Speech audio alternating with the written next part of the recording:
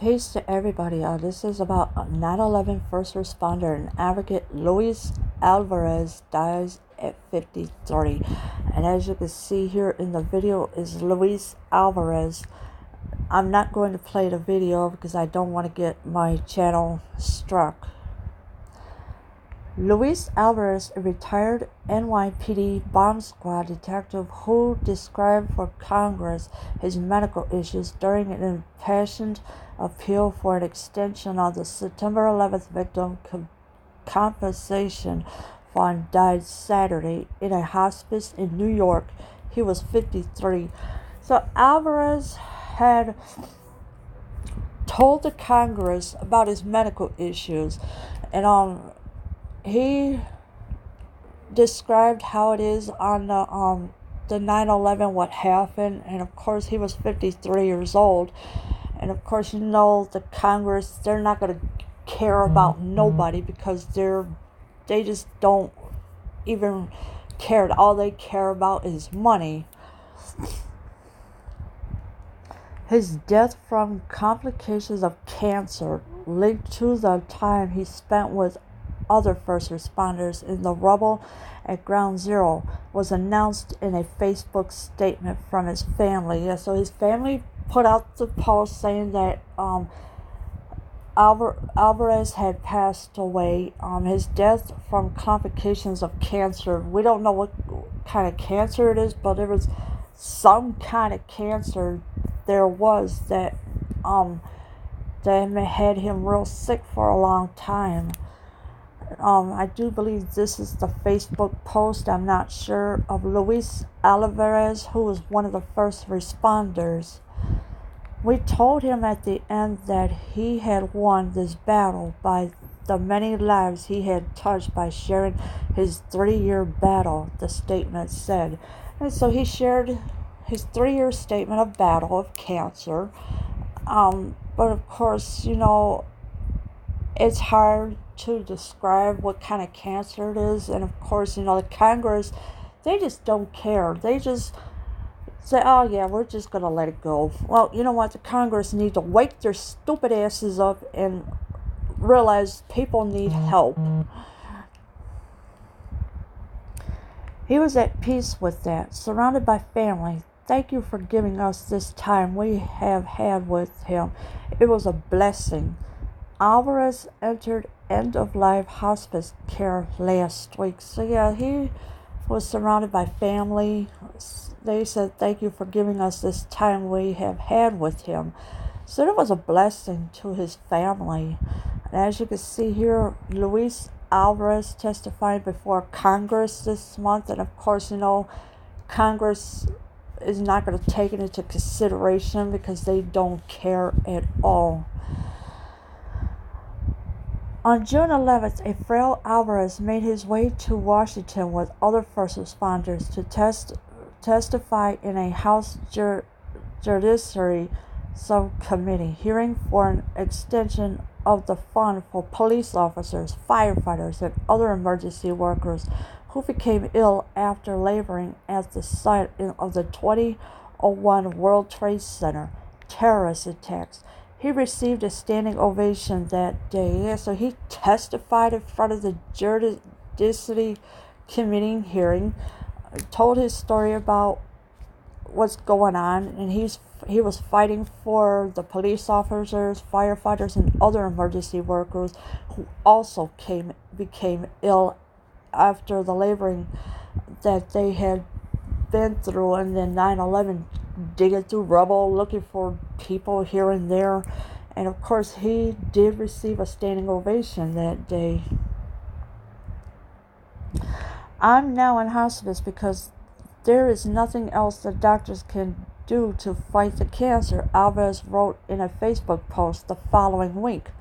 Still here, still breathing, still fighting. Yeah, this is all way before he passed away. He was in hospice care. He was still fighting for the cancer. He was still here, still breathing, and still fighting for it. New York Police Department Commissioner James O'Neill tweeted a photo of Alvarez on Saturday with the message, "Our NYPD family and all first responders mourn as we remember retired NYPD Bomb Squad Detective Luis Alvarez, who passed this morning. So yeah, you got the commissioner of NYPD. He posted or tweeted a photo saying that our NYPD family and all first responders mourn his death, and they will remember him as always.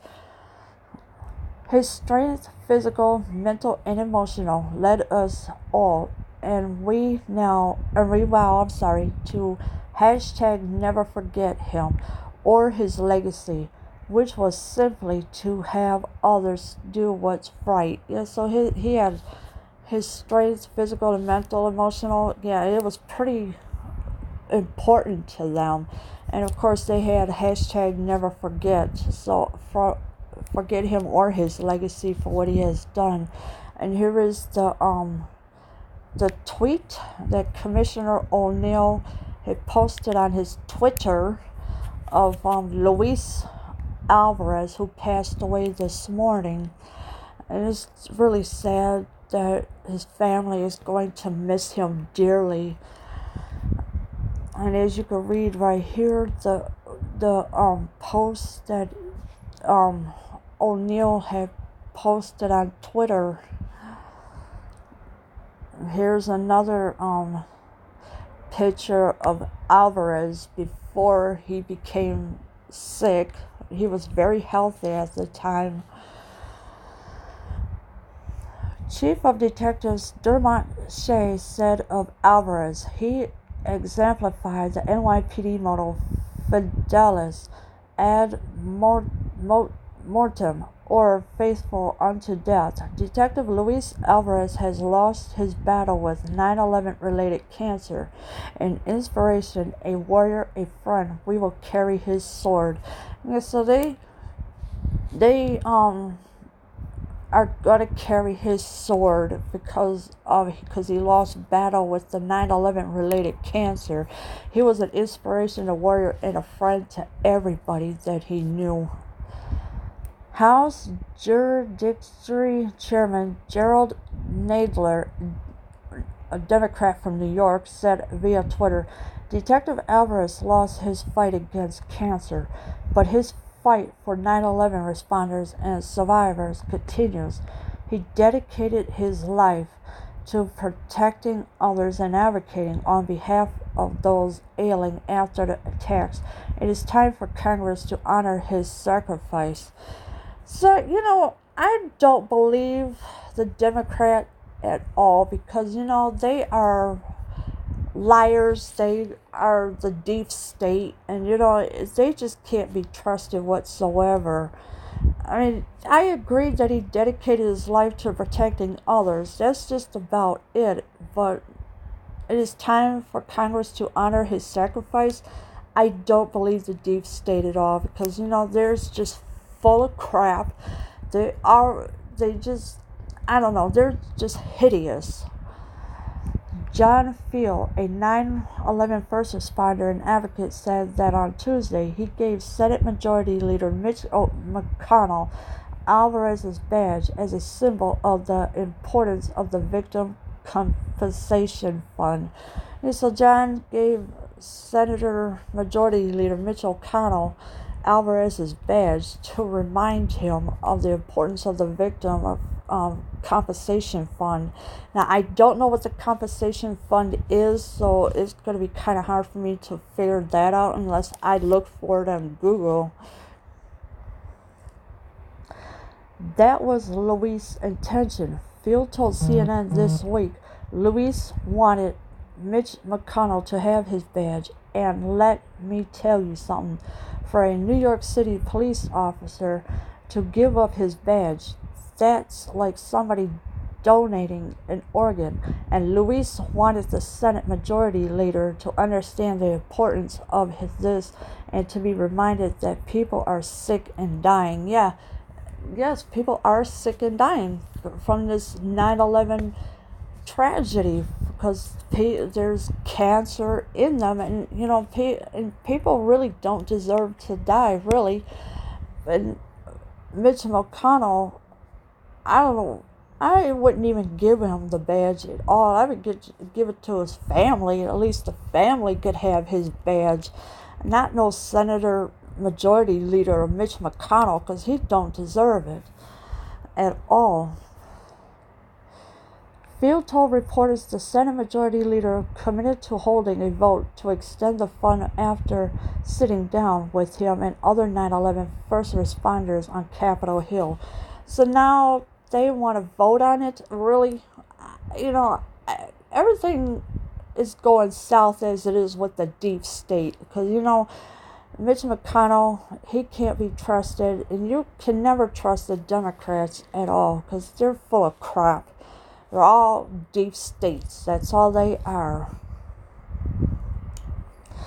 Alvarez wrote last week that the decline in his health had nothing to do with the trip to Washington, but organizers said the trip is a struggle for ailing first responders like the former detective. Alright, so they saying that that his trip had nothing to do with it to Washington and his health, but first responders, yeah, they do get sick because you find cancer in any, it all depends what kind of cancer. If it's lung cancer, pancreatic cancer, emphysema, or anything like that these first responders have taken after the 9/11 tragedy. Some lawmakers on the panel did not show up for the hearing this month, leading to a fiery speech from comedian and fun proponent Jon Stewart. As I sit here today, I can't help but think what an incredible metaphor this room is for the entire process that getting health care and benefits for 9/11 first responders has come to, Stewart said. So you had a comedian, Jon Stewart was there. He couldn't help but think about what an incredible metaphor the room is. And half of these people did not show up to vote on anything because it's summer. People they're taking their vacations and they won't come back until September. So come on, this is recess to them. Alvarez, speaking slowly, told lawmakers in the room that he planned to get his 69th round of chemotherapy the next day. So yeah, he told the lawmakers that he was going to have a 69th round of chemotherapy, and that is a whole lot of chemotherapy to be going through. But for Alvarez, he needed it, chemotherapy, but it's just sad that he passed away. You made me come down here the day before my 69th round of chemo, and I'm going to make sure that you never forget to take care of the 9/11 responders, he said. Yeah, so wait a minute, how can they make him go there if he volunteered to go there? But he's saying that they made him come down here the day before his 69th round of chemo, and he said that he's going to make sure you never forget to take care of the 9/11 responders. I don't know how long that's going to last, but with these lawmakers, they're so full of garbage. Alvarez said the police officers, firefighters, paramedics, and others at Ground Zero were doing what they do every day, helping others. Yeah, that's true. They were helping everybody. They were doing a lot of work every day at Ground Zero, making sure other people are safe. If people are buried under the rubbles of the Twin Towers and the hotel that was sitting behind the Twin Towers, he's making sure others will get help too. We were there together with one mission, and we left after completing that mission, he said. I have been to many places in this world and done many things, but I can tell you that I did not want to be anywhere else but Ground Zero when I was there. Yeah, so he's done a lot of many things. We don't know what kind of things he have done, but He couldn't be anywhere else but Ground Zero. So that was all he wanted to be, was to be there at Ground Zero. He added, now that the 9/11 illnesses have taken many of us, we are all worried about our children and spouses and our families if we are not here. Yes, so now the families are worried, the children are going to be worried. After all these illnesses have taken many of us, so the illnesses taken everybody's lives away. So the husband, the wives and children don't have nobody around them, but the mothers can be strong for themselves and for the children. Last week, Alvarez posted on Facebook that a nurse noticed he was disoriented when he went for chemo treatment. Tests then revealed that his liver had completely shut down because of his tumors, he said. The nurse saw him disoriented. He had a chemo treatment, and of course his liver had shut completely down. There was nothing to do with it, and he had tumors also. So now I'm resting and I'm at peace. I will continue to fight until the good Lord decides it's time. He wrote, I will try to do a few more interviews to keep a light on our fight for the VCF benefits we all justified deserve. Please take care of yourselves and each other. Yeah, so he's resting at peace now, but he says that he will continue to fight until the good Lord decides it's time. And eventually, unfortunately, the good Lord did decide it was time. But he said that he will keep the light on our fight for the VCF benefits. And it's kind of hard to do that this happened. Alvarez was born in Havana, Cuba, in October 1965. He was married to Elaine Parker Alvarez and has 3 sons. He graduated in 1983 from Monsignor McClancy Memorial High School in Queens, New York. He later studied at the City University of New York. So yeah, he was born in Havana, Cuba, 1965. He got 3 sons. He graduated from Monsignor Clancy Memorial High School in 1983. So that's a pretty good long time that he had come a long ways. He was appointed to the NYPD in 1990 and retired as a detective in October 2010. So yeah, he became NYPD, retired in 1990, and of course he retired in 2010. Alvarez is also survived by his parents, Ada and Felipe, his sister Ada Lugo, and his brothers Philip and Fernando. Whoa! So he had other siblings as well, his sister and his brothers.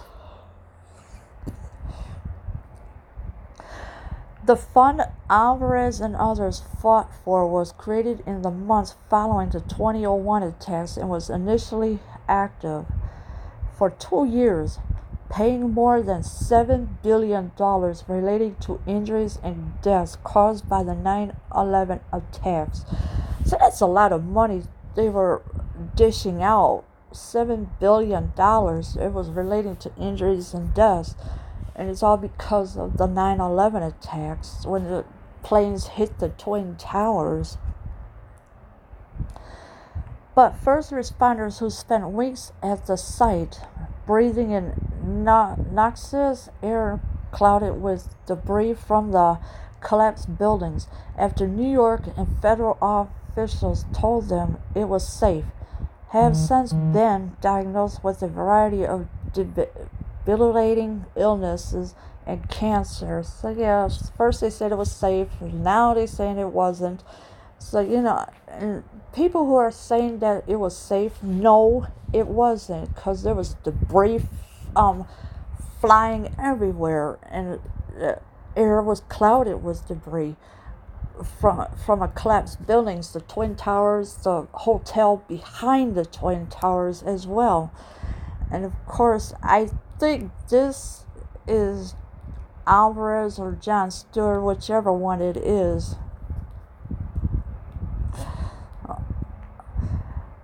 Congress and President Barack Obama agreed in 2010 to pay their medical costs, reopen the fund, and set aside $2.7 billion to pay victims just learning about chronic health problems resulting from their work. In 2001 and 2012, the government determined that cancers can be compassionated as part of the fund. So Obama, who did nothing for this country at all, literally, had agreed in 2010 to pay for their medical costs. And of course, Obama didn't do none of that because he didn't give a damn. He made this country so bad that it made us not find us on Google or any place. But this is what Obama thought he was doing, but he wasn't. And the government determined that the cancers can be compensated as part of the fund, and which I don't think it was, first of all, because Obama was full of crap. It wasn't nearly enough money, however, and in 2015, Congress added $4.6 billion in funding, along with new controls and limits on some payments.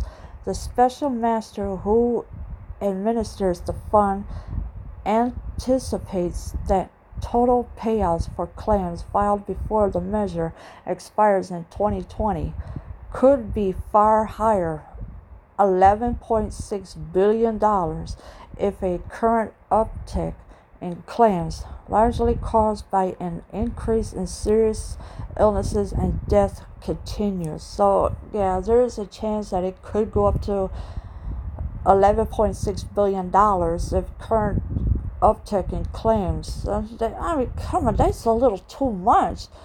I mean, I can understand the $4.6 billion, but when you get to $11.6 billion, come on, really chill out on that.